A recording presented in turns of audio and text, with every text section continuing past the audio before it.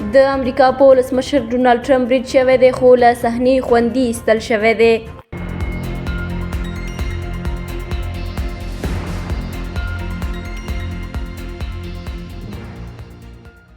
السلام علیکم. نن یکشنبه د 1415 لمریز کال د سور د میاشتې شپږمه چې له 2016 زیږدیز یا میلادي کال د اپریل له 26 نیټې سره برابره ده. پام وراړم یو مهم خبر ته له یاران ټلویزیون څخه.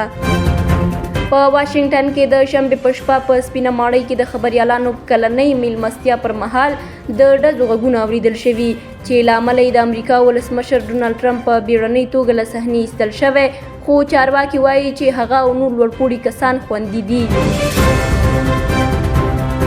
د امریکایي رسنیو د راپورونو له مخې پیښه هغه مهال رامنځته شوې چې یو شکمن کس پولیسو ته نږدې وسلوال برید وکړ.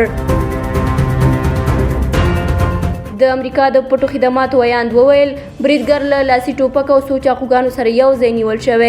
د چارواکو په وینا امنیتي ځواکونو د بریدګر مخه ونیوله او د دواړو لورو ترمنځ ډزې تبادله شوي. په دې پیښه کې د پټو خدماتو یو مامور ټپي شوی، خو مرمۍ د زغروالو عسکر سره لګېدلې او وضعیت یې ښه ښودل شوی دی. بریدګر ژوندی نیول شوی او روغتون ته لیږدول شوی.